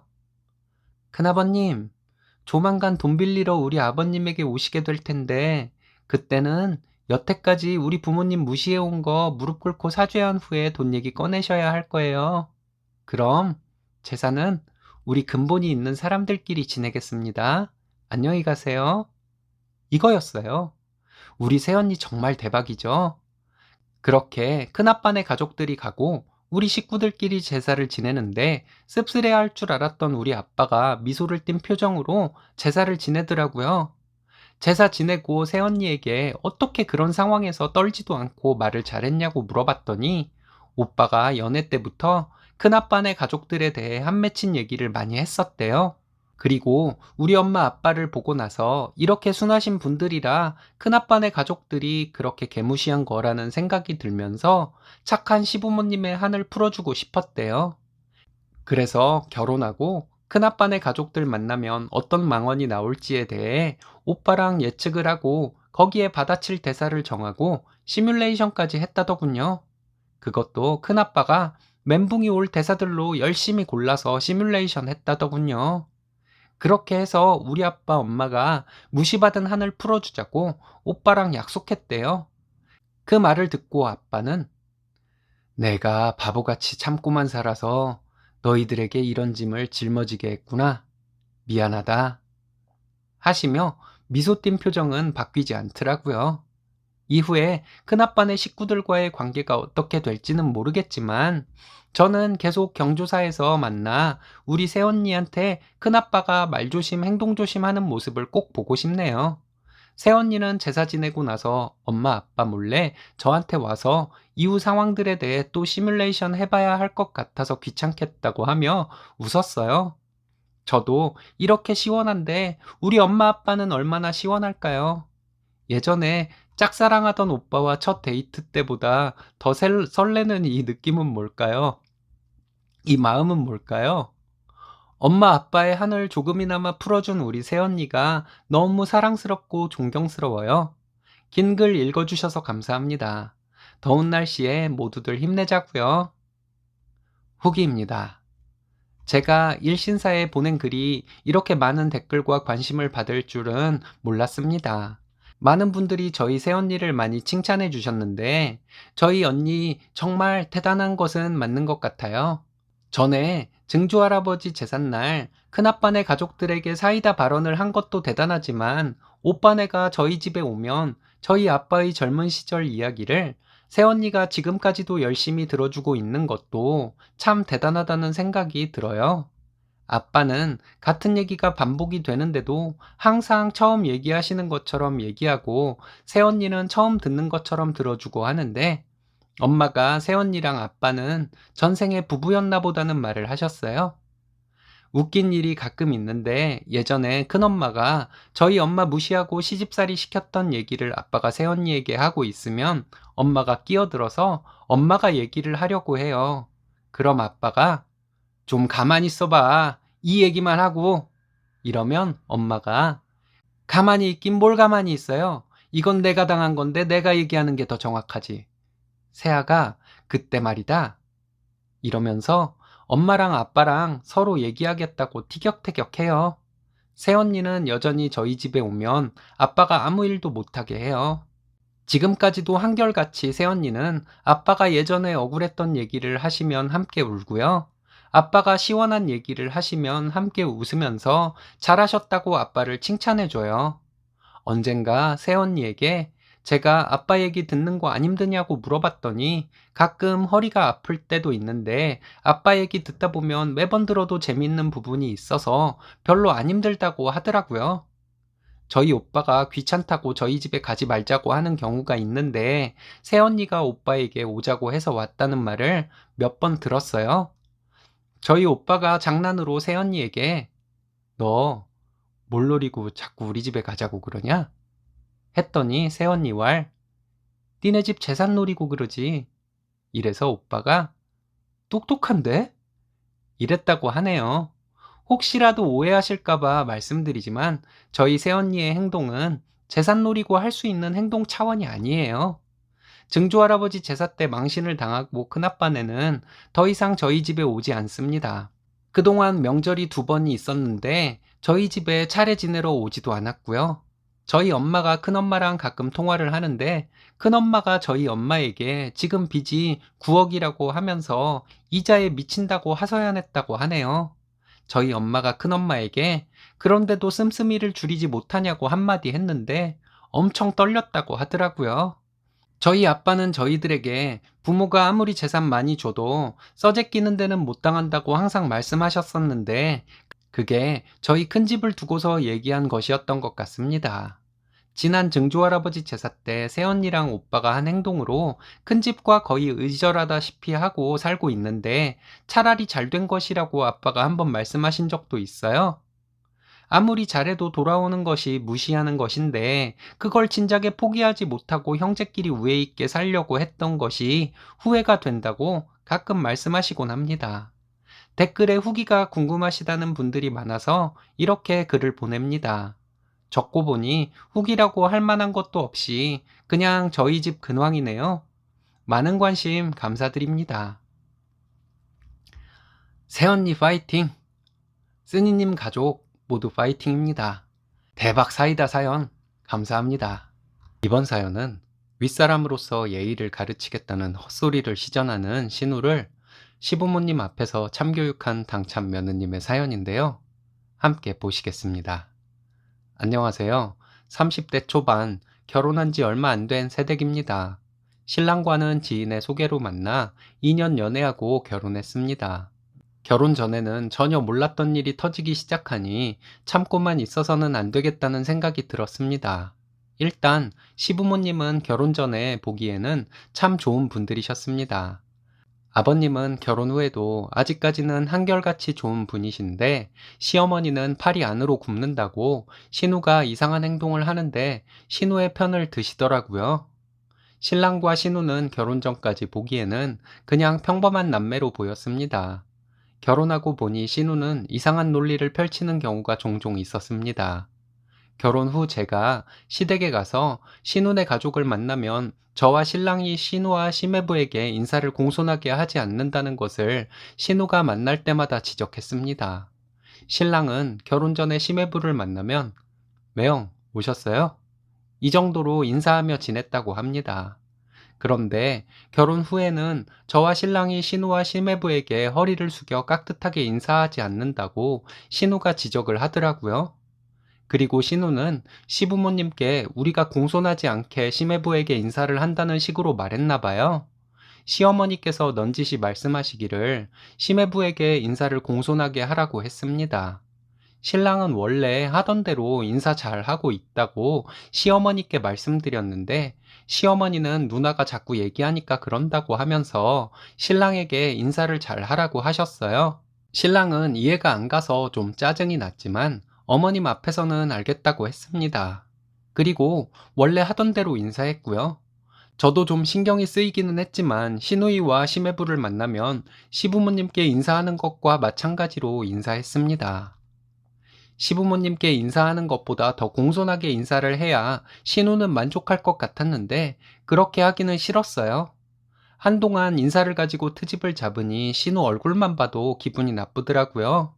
인사를 가지고 트집을 잡다가 원하는 대로 해주면 또 다른 어떤 것을 가지고 트집을 잡을 스타일이라는 것이 뻔히 보여서 일부러 신우 말대로 허리를 숙여 인사하는 것은 하지 않았습니다.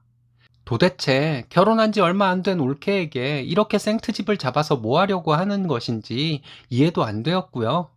지난 주말에 시부모님과 시누네 가족이 저희 집에 왔습니다. 딱히 무슨 일이 있어서 모인 것은 아니었는데 그렇게 되었어요. 시댁 식구들 있는데 택배가 왔길래 받았습니다. 며칠 전에 주문한 밝은색 롱 원피스가 왔더라고요. 포장을 뜯어서 옷장에 넣으려고 하는데 신우가 옷을 보더니 옷이 참 예쁘다고 하더라고요. 옷이 예쁘다, 어디서 샀냐 하길래 인터넷으로 샀다고 했더니 그 옷을 계속 만지작거렸습니다. 옷을 옷장에 넣으려고 하는데 계속 신우가 옷을 만지작거리고 있으니 넣지도 못하고 있다가 폰으로 쇼핑몰을 찾아서 이 쇼핑몰에서 샀다고 신우에게 알려주었어요. 신우는 기분이 상한 표정으로 신랑을 쳐다보고 있었는데 신랑이 왜? 라고 했더니 신우는 너네는 이렇게 눈치가 없어서야 이러는 것이었어요. 저도 기분이 상해서 뭐 때문에 그러시냐고 하니까 윗사람이 옷 예쁘다, 마음에 든다, 계속 그러면 눈치껏 한번 입어보세요. 라고 하는 거야. 이렇게 가르치듯이 말하더라고요. 아니, 무슨 방금 온 새 옷을 나도 안 입어봤는데 누굴 보고 입어보라고 권해야 한다는 것인지 정말 이해도 안 가고 짜증이 났습니다. 게다가 인사를 허리 숙여 공손히 하지 않는다고 생트집을 잡던 신우가 윗사람이 마음에 들어하면 옷을 입어보라고 권하는 것이라는 논리를 펼치니 이런 개논리는 어디서 나온 것인지 하는 생각에 정말 가슴이 답답할 정도로 짜증이 났어요. 그리고 저는 옷에 대한 애착이 있어서 제 동생에게도 제 옷 절대 빌려준 적 없었거든요. 저는 좀 마른 편이고 키도 168인데 신우는 키가 작고 통통한 체격이에요. 체형도 전혀 다르고 보나마나 신우가 저보다 키는 작아도 사이즈는 클 텐데 제 옷을 입어보겠다고 고집을 부리니 어찌해야 할 바를 모르겠더군요. 시부모님 계신 데서 신우에게 강하게 말했다가는 신우 성격에 또 난리칠 것 같아서 무섭기도 했고요. 그래서 그냥 신우 말을 못 들은 채 하고 옷을 옷장에 넣으려고 하는데 신우가 억지로 옷을 가져가서는 결국 제 옷을 입어보더라고요. 신우가 제 옷을 입은 것을 보니 옷이 작아서 터질 것 같고 색깔도 신우 피부톤이랑 어울리지도 않는 데다가 길이도 안 맞았습니다. 옷이 터질까봐 조마조마하다가 마음속으로 포기를 해버렸습니다. 어차피 신우가 그 옷 늘려놔서 저는 못 입을 것이라는 생각이 들었거든요. 그런데 신우는 그 옷을 입고 거울 앞에 서서 이거 살 조금만 빼면 딱 내 옷인데? 나 이런 밝은 색은 잘 안 입었는데 나름 잘 어울리네. 옳게. 이거 그냥 나 줘. 이러는데 저 표정 관리도 안 되고 목이 잠겨서 대답도 못하고 있었습니다. 나도 집에 있는 원피스 나중에 갖다 줄게. 이러는데 저도 모르게 짜증을 내기 시작했습니다. 언니는 피부가 까맣고 뚱뚱해서 이런 원피스 안 어울려요. 라고 퉁명스럽게 말했어요. 그리고 언니 스타일은 저랑 안 맞아서 언니 옷은 갖다 줘도 의류 수거함으로 바로 갈 거예요. 라고 짜증내듯이 말하고 옷 더 늘어나기 전에 빨리 벗으라고 했습니다. 신우는 옷을 벗어주면서도 윗사람에게 말하는 태도가 그게 뭐냐는 둥, 윗사람이 제안을 하면 수긍을 할 줄 알아야지 단번에 거절하는 것이 어딨냐는 둥, 계속 저에게 뭐라고 하더라고요. 그러더니 시부모님께 제가 신경질을 냈다며 고자질을 했습니다. 미친년 소리가 저절로 나오는데 참고 시어머니께서 부르시길래 갔어요. 시어머니는 제가 신우에게 신경질을 냈냐고 물으시더군요. 그렇다고 대답하고 신랑과 함께 이러이러해서 신우에게 이러이러한 말을 했다고 말씀드렸습니다. 신우는 저와 신랑이 윗사람에 대한 예의가 없다며 본인이 앞으로 저희에게 예의를 좀 가르쳐야겠다고 하더군요. 언니, 저 어디 가서 버릇없다는 소리 들어본 적 없어요. 저희 부모님한테 충분히 교육 잘 받고 자랐다고 생각하고 예의 없다는 말은 언니에게 처음 들어봐요. 라고 했더니 신우는 언니? 형님이라고 불러야지. 호칭부터 제대로 모르면서 무슨? 이러는데 정말 어이없었습니다. 신우를 형님이라 부른다는 것은 저도 알고 있었는데 처음 제가 신랑 집에 인사드리러 갔을 때 시부모님 계신 자리에서 신우가 저에게 친근하게 언니라고 부르라 해서 언니라 부르게 된 것이었거든요. 시부모님도 계신 데서 제가 그랬어요. 그럼 앞으로 형님이라 부를게요. 근데 처음 만났을 때 형님이 저보고 언니라고 부르라고 해서 저는 언니라 부른 거잖아요. 그랬더니 내가 언제 그랬어? 이러면서 소리를 지르더군요. 누나가 그랬잖아. 나도 있었고 엄마 아빠도 계신 자리에서 그랬는데 뭔 소리야. 그랬더니 신우가 시어머니께 엄마, 내가 그랬어? 라고 묻더군요. 시어머니는 그래, 네가 그랬지 하고 대답하셨습니다. 신우가 난 그런 적 없는데 어쨌든 엄마, 얘네들 예의부터 가르쳐야겠어. 이러는데 정말 신우 저희 신랑보다 3살 많고 저보다 4살 많습니다. 본인이 뭐 그렇게 어른이라고 그러는지 게다가 시부모님은 전혀 신우가 하는 행동을 말릴 생각도 없으신 것 같았어요. 그래서 제가 형님 둘 다 결혼을 했는데 남매 사이의 위아래를 그렇게 따지는 것은 어느 나라 예의예요? 밖에서 대접받아 본 적이 없어서 그렇게 윗사람 대접받으려고 그러시는 거예요? 라고 웃으면서 말했습니다. 신우는 이게 정말 보자 보자 하니까 하더니 시어머니께 엄마, 나 오늘 말리지 마. 이러더군요. 그래서 제가 형님 나이가 한두 살이에요? 저는 중학생 때 이후로 우리 부모님께 존댓말 써왔는데 형님은 결혼해서 아이도 둘이나 있는 분이 부모님께 반말을 해요? 애들 듣는 데서 부모님께 반말하는 버릇이나 고치세요. 라고 저도 생트집 좀 잡았습니다. 그리고 어이없다는 듯이 좀 크게 웃어줬어요. 야, 내가 옷 좀 입어본 게 그렇게 인상 쓸 일이냐? 그게 기분 나빠서 이러는 거야? 하는데 저보고 눈치 없다고 하셨죠? 형님은 염치가 없잖아요. 남의 옷을 억지로 입어보고 남의 새 옷 다 늘어나게 해놓고 오히려 큰 소리를 치시니까 어이가 없어서 그래요. 여기까지 말했더니 시어머니가 저에게 참지 그러냐고 하시더군요. 시어머니께 못 참을 것은 없는데 신우가 너무 이상한 것으로 트집을 잡고 거짓말까지 해서 사실은 바로잡아야 할 것 같아서 이런다고 신우와 시매부 다 들리게 말했습니다. 시아버지께서 신우에게 그만하라고 하시더니 동네 시끄럽게 하지 말고 다들 가자고 하셨어요. 신랑이 다음에 누나 없을 때 시댁으로 찾아뵙겠다고 하더니 시매부에게 누나가 이상한 짓을 하면 다음부터는 매형이 좀 말리라고 하면서 얼른 가라고 했습니다. 시부모님 먼저 나가시고 신우는 뭐라 중얼거리면서 아이들 챙기더니 나가면서 더럽고 치사해서 너네 집에 다신 안 온다고 하더군요. 그래서 제가 형님이 나중에 제 물건들 건드릴까 무서워서 형님 우리 집에 못 오게 하려고 그랬어요. 라고 말했더니 신우가 저를 노려보면서 가더라고요. 저는 끝까지 웃으면서 신우 얼굴 똑바로 쳐다봐 주었습니다. 모두들 가시고 나서 신랑이 저에게 미안하다고 하면서 신우에 대해서 무슨 년 하면서 욕을 하더니 다시는 신우 저희 집에 못 오게 할 것이라고 이를 갈더군요. 신랑이 너무 열심히 신우 욕을 하니 제가 따로 신우에 대해 뭐라 할 것도 없었습니다. 앞으로 신우가 이상한 생트집 잡으면 바로바로 받아치려고요.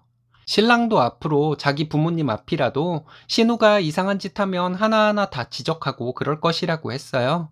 근데 신우가 저에게 이상한 생트집으로 시비를 걸 때 시부모님께서 처음부터 신우를 말렸으면 이렇게 일이 커지지는 않았을 것 같은데 아닌가요? 팔이 안으로 굽는다고 시부모님께서도 저보다는 신우 편을 든 것이겠죠. 앞으로는 신우가 없을 때만 시부모님 찾아뵐 생각입니다. 변함없이 시부모님이 신우 편만 들면 시부모님과도 차차 거리를 둘 생각이고요. 들어주셔서 감사합니다. 즐거운 주말 보내세요. 시부모님도 계셔서 떨리셨을 텐데 어떻게 그렇게 똑소리 나게 말씀을 잘하셨는지 참 대단하시네요. 멋지십니다. 이번 사연은 친정 식구들 앞에서 며느리 머리를 쥐어박은 시어머니가 시원하게 응징을 당한 사연인데요. 함께 보시겠습니다. 안녕하세요. 저는 30대 주부이고 이제 100일 된 딸 키우는 아기 엄마입니다. 얼마 전 주말에 저 시어머니에게 머리통 맞았습니다. 저희 오빠가 시어머니 앞에서 신랑 머리통 때렸고요. 결혼 전에 저와 신랑이 모은 돈으로 시부모님 소유의 빌라에 살고 있습니다. 시댁 아래층에 살고 있어요. 시부모님과 전세 계약했고 저와 신랑은 각자 8천 정도로 모은 돈이 비슷했습니다. 저희 둘이 결혼 전에 모은 돈을 합쳐도 저희가 살고 있는 집의 실제 전세금에 조금 못 미치는 돈이었지만 시부모님께서 전세 계약을 해주신 것에 대해서는 감사하게 생각합니다. 결혼 전에 신랑과 저 모은 돈이 비슷했지만 시어머니가 과하게 예단을 요구하셔서 힘들었습니다.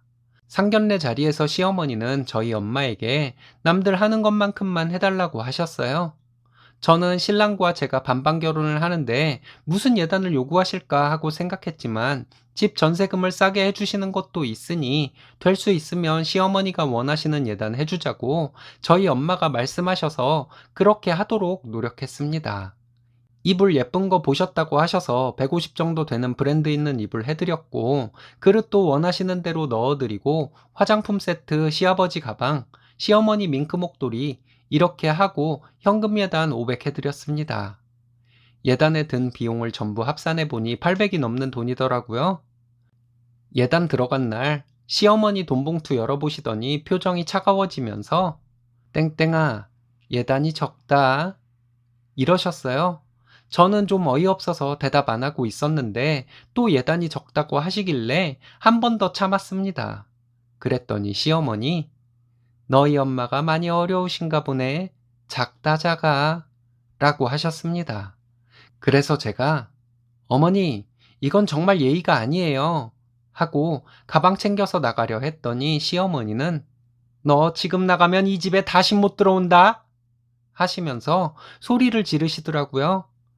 저에게 어디서 배워먹은 버릇이냐고 너희 엄마가 그렇게 가르쳤냐고 하길래 사돈에게 너희 엄마라고 하는 것은 어디서 배우신 것이냐고 소리 지르고 나왔습니다. 제가 나오니 신랑에게 시어머니는 네가 선택하라며 고래고래 소리 지르고 계셨습니다. 신랑은 저 따라 나와서 미안하다고 달래주었습니다. 시아버지께서 중재하시고 신랑이 시어머니를 안 보고 살더라도 저와 결혼해서 살고 싶다고 며칠 동안 빌어서 결혼하게 되었습니다. 시아버지께서 그때 시어머니에게 아들 결혼해서 좀 살게 놓아주라고 하셨대요. 시어머니는 시아버지께 한동안 집 나갈 것이라고 으름장 놓으며 난리 피우시다가 결국 저에게 사과하셨습니다. 한 번 그런 일을 겪어서 그런지 시어머니는 저에게 부드럽게 말씀하셨지만 가시돋친 말씀을 많이 하셨어요.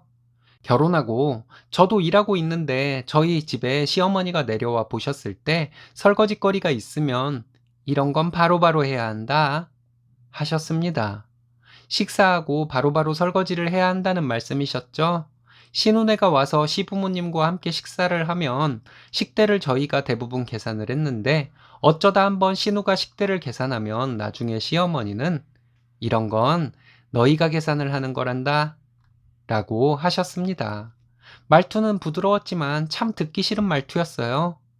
부드러운 말투도 몇 달 가지 않아서 바뀌셨습니다. 신랑 없을 때는 저에게 거침없이 막말하시고 소리도 지르시고 본래의 시어머니로 돌아오셨죠. 좋은 말로 저에게 소리 지르거나 하시지 말라고 해도 별 소용이 없었어요. 언젠가부터 시어머니는 제가 뭘 잘못했다면서 손을 올리시고 치려는 신용까지 하셨습니다. 맞아볼래? 이런 말씀도 하셨고요. 장난식으로 하셨지만 기분 나빠서 시어머니께 장난식으로도 이런 것은 하지 마시라고 말했는데 알겠다고 하시고는 계속 반복이 되었습니다. 제가 임신을 하고 나서는 시어머니가 치려는 신용을 하는 것을 안 하셨어요. 예정일 보름 남았을 때부터는 친정엄마가 저희 집에 와 있어서 시어머니가 저희 집으로 잘 안 내려오셔서 별로 부딪힐 일이 없었습니다. 저는 임신 8개월부터 휴직하고 딸아이 낳고 지금까지 육아휴직 중이에요. 아이 낳고 친정엄마가 한 달 동안 산후조리 해주셔서 조리원 따로 안 갔어요. 친정엄마가 산후조리를 해주시는 동안 친정엄마가 저희 딸과 정이 들어서인지 이후에도 손녀 보고 싶다고 아이가 100일이 다 되어가는 지금까지 주말마다 거의 저희 집에 오셨습니다. 지난 주말에는 친정엄마가 토요일에 오셔서 하루 주무시고 가셨어요. 사단이 난 것은 일요일이었습니다. 일요일 아침에 저희 오빠가 친정엄마 데리러 왔거든요. 그래서 아침에 조금 늦게 일어나서 늦은 아침을 먹으려고 준비하고 있는데 시어머니가 내려오셨습니다. 저희 엄마와 오빠가 인사를 해도 인사를 하는 둥 마는 둥 하시더니 시어머니는 저희 딸아이를 안고는 이상한 소리를 하셨어요. 아기 말투로 아이에게 엄마랑 외할머니 사이에서 고생이 많았다는 둥, 엄마랑 할머니가 괴롭히지는 않았냐는 둥, 정말 정상적이지 못한 소리를 하시니 저희 엄마 황당해 하시고 오빠는 표정 관리가 안 되고 있었습니다. 신랑이 시어머니에게 장모님이랑 형님 있는데 왜 쓸데없는 소리를 하냐고 말했지만 시어머니는 들은 채도 안 하셨어요. 기분이 상한 상태로 있다가 엄마가 식사하시다가 이 반찬은 네가 한 것이냐고 묻길래 생각 없이 시어머니가 해왔어 라고 대답했거든요. 그 말 듣자마자 시어머니 저희 엄마랑 오빠 있는데 제 머리를 콩 쥐어박으셨습니다. 아픈 느낌이 들 정도로 맞은 것은 아니었지만 저희 가족들 있는 데서 시어머니가 그렇게 하시니 정말 너무 화가 났어요. 그래서 시어머니에게 소리 지르면서 이게 뭐 하는 짓이냐고 하면서 울고불고 했습니다.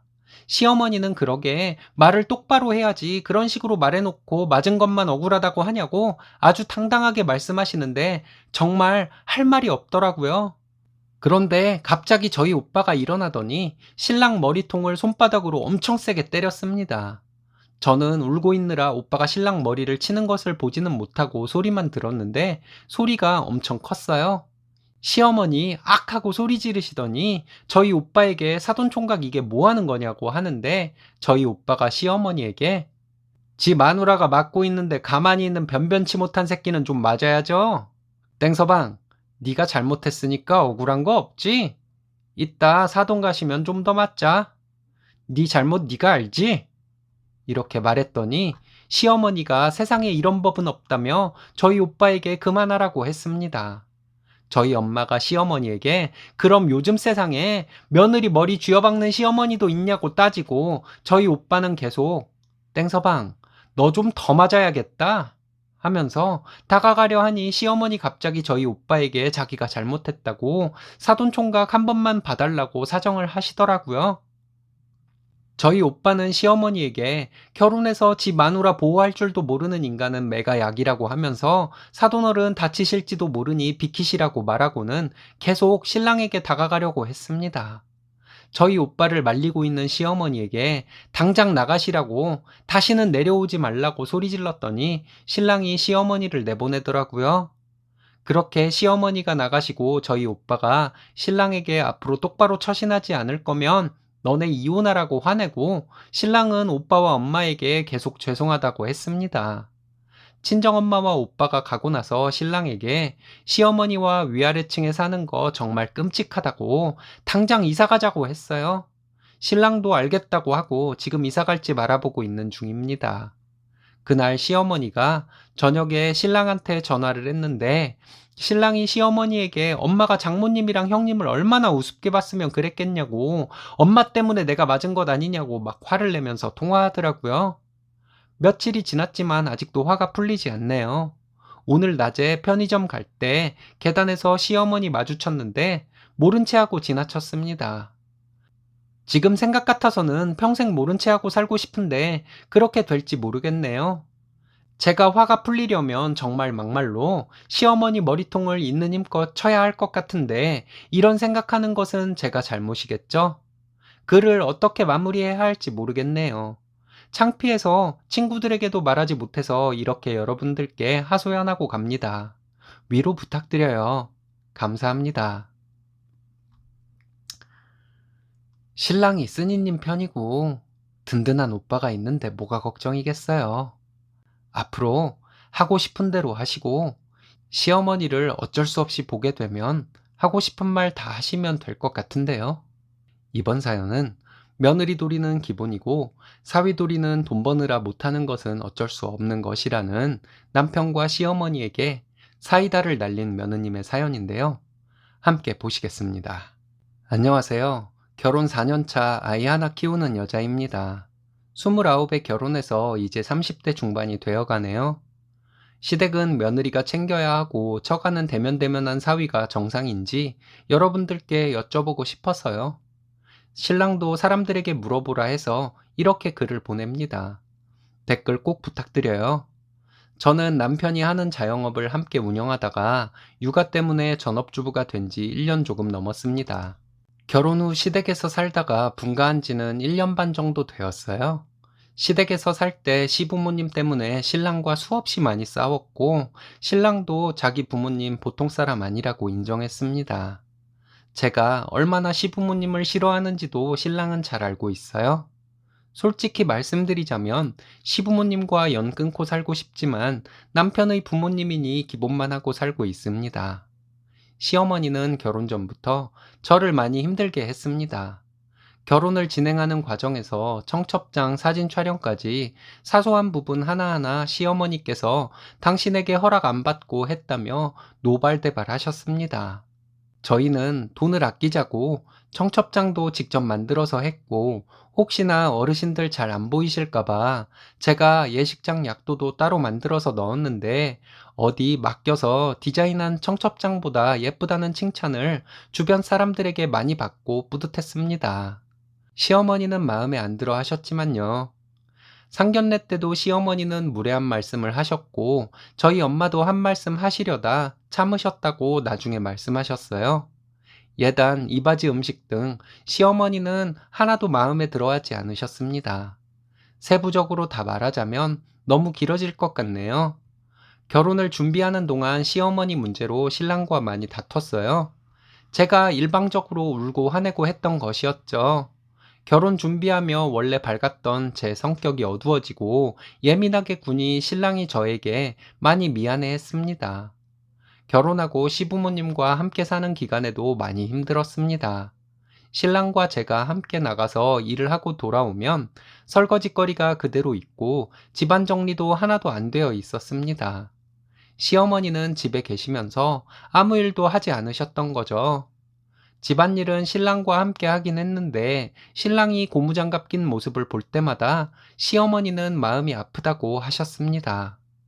밖에서 일도 하고 집안일도 하니 늘 피곤하고 힘들어서 생신 때마다 밖에서 외식을 하고 싶었는데 시부모님이 항상 음식을 차려서 집에서 생신상을 받으시려 고집부리시는 것도 정말 힘들었어요. 신랑이 도와준다고 나서기는 했지만 별 도움이 되지는 않았습니다. 시어머니는 감동만 하시고 움직여가면서 도와주시는 것은 전혀 없으셨고요. 결혼 전에 신랑과 저는 모은 돈 7천 정도로 비슷했습니다. 시댁으로 들어오면서 제가 가전제품 바꾸는 정도 했어요. 그리고 남은 돈과 결혼 후 모은 돈 합쳐서 저희가 가지고 있던 돈이 2억 조금 안 되었고, 분가할 때 시부모님은 3천 정도 지원해 주신다고 했었지만 막상 분가할 때가 되니 말을 바꾸셔서 3천을 무이자로 빌려주시겠다고 하셨습니다. 신랑은 그 3천이라도 받자고 했지만 제가 너무 싫다고 하며 어차피 빌라 전세를 가더라도 대출은 받아야 하니 그냥 모자라는 돈은 대출을 받아서 메꾸자고 해서 그렇게 했습니다. 이렇게 분가해서 살면서도 명절, 생신, 어버이날 등은 꼭 챙겼어요. 그 외에는 자주 찾아뵙거나 하지는 않았습니다. 올해 초 시어머니 생신 때 신랑은 가게 일 때문에 식사 장소에 오지도 못하고 저 혼자 아이 데리고 다녀왔습니다. 시댁에 혼자 다녀온 저에게 수고했다는 말 한마디 없더라고요. 저는 이런 상황에서 신랑이 저에게 고맙다는 말 한마디 정도는 해야 한다고 했고, 신랑은 자기는 돈 버는 것이 자기의 주 업무라 전업주부인 제가 시부모님 생신 챙기는 것이 당연한 것이라고 하며 서로 의견 충돌이 있었습니다. 이렇게 의견 충돌이 생기면 자연스럽게 결혼 전부터 지금까지 시어머니께서 어떻게 하셨는지에 대한 이야기가 나오고 남편과 싸우게 되는 것이 일상이었어요. 신랑은 시어머니가 어떻게 했던지 상관없이 며느리가 시부모님 생신을 챙기는 것은 당연한 도리라며 사람들에게 물어보라는 말을 자주 했습니다. 그런데 고부 갈등이 없는 집이라 해도 아내가 혼자서 아이 데리고 시부모님 생신 챙긴다고 다녀오면 고맙다는 말 한마디는 하는 것이 그야말로 남편의 도리 아닌가요? 시댁은 가까워서 무슨 날일 때마다 챙기고 살았고, 친정은 부모님 생신 때도 전화통화만 한 적도 많습니다. 친정 부모님은 너희들끼리 잘 살면 된다는 식이고, 시댁은 무슨 날이 다가오면 거의 2주 전부터 그날 무슨 날인지 아냐고 하시면서 시부모님 결혼기념일까지도 챙기길 바라셨습니다. 항상 시어머니 말씀하시길 아들보다는 며느리가 챙기는 것이 맞다 하셨습니다. 얼마 전 시아버지 생신에는 신랑도 함께 갔어요. 그냥저냥 식사 마치고 차도 마시고 일어나려고 하는데 시어머니께서 다음 달 언제가 무슨 날이라고 하시더라고요. 듣고 싶지도 않고 그냥 한 귀로 듣고 한 귀로 흘리며 건성으로 듣고 있는데 시어머니는 그날 아범 바쁘면 그냥 너만 와라 이러셨습니다. 그래서 제가 푸념하듯이 시어머니에게 땡땡 아빠는 친정부모님 생신도 몰라요 라고 했더니 시어머니 노발대발 하시면서 친정부모님도 챙겨야겠지만 시부모가 우선이지. 남자들은 돈 버느라 바빠서 원래 그렇게 다들 무심한 거야. 너도 똑같이 잘못하려고 하니? 남편이 못해도 넌 며느리돌이 해야 부모가 욕 안 먹는 거야. 이러시는데 저도 모르게 땡땡 아빠가 하는 만큼만 저도 하려고요. 라는 말이 튀어나왔습니다. 시어머니가 뭐? 이러시길래 떨렸지만 신랑이 저희 친정부모님께 사위돌이 전혀 안 하는 것을 전부 얘기했습니다. 맞벌이 할 때부터 지금까지 신랑은 일한다는 핑계로 명절에 항상 시댁에서 차례 지내고 바로 일 나가서 명절에 친정에 한 번도 못 간 것을 얘기했더니 시어머니는 돈 버는 것이 우선이지 그까짓 걸로 불만이냐 불만이 라고 하셔서 돈 버는 게 우선이면 시댁 차례도 안 지내고 돈 벌어야지 왜 차례는 꼭 지내는데요? 친정은 돈 버는 일에 뒷전으로 밀려야 할 이유가 없잖아요. 라고 말했습니다. 그리고 시어머니 말대로라면 가장으로서 돈 벌어오는 것은 기본이니까 절대 고마워하지도 안쓰러워하지도 않을 것이라고 했습니다. 신랑에게 당연한 것이니 일하고 들어와서 피곤하다는 소리도 앞으로 하지 말라고 했어요. 며느리가 시댁에 도리하는 것은 내 아이의 조상이라 하는 것이라고 치면 신랑 입장에서도 자기 아이의 조상인 처가는 안중에도 없는 것이 말이 되냐고 시어머니께 따졌습니다. 시부모님이 신랑을 낳고 친정부모님이 나를 낳아서 아이가 태어난 것인데 한쪽에만 도리를 해야 한다고 하는 것은 말이 안 된다고. 나는 앞으로 우리 부모님께 도리를 다 할 테니 시부모님께는 신랑이 도리를 할 것이라고 말씀드렸습니다. 시어머니께서 또 무슨 말씀을 하시려고 하는데 어머니 여기서 더 얘기해봤자 저에게 대접받을 것도 못 받고 말로 모든 것을 깎아먹는 것이니 더 이상 말씀 안 하시는 것이 좋을 것이라고 말씀드리고 아이 챙겨서 나왔습니다. 집에 와서 신랑은 꼭 그렇게 어른에게 눈 똑바로 뜨고 할 말 다 해야 속이 시원하냐고 저보고 참 어리다고 하더군요. 내가 시댁에 한 것에 반만큼만 당신이 친정에 했어도 내가 이러겠냐고. 앞으로 나는 시댁 일 모르니까 알아서 챙기라고 했더니 할 도리는 하라는데 정말 돌림노래 같은 소리 그만하고 싶다고 했네요. 그랬더니 신랑이 주변 사람들에게 물어보라고 하길래 이렇게 일신사에 글을 보냅니다. 신랑과 함께 댓글을 읽어보려고요. 신랑과 너무 의견이 안 맞아 많은 분들의 상식은 어떤지 신랑에게 알려주고 싶습니다. 읽어주셔서 감사합니다. 댓글 꼭 부탁드려요.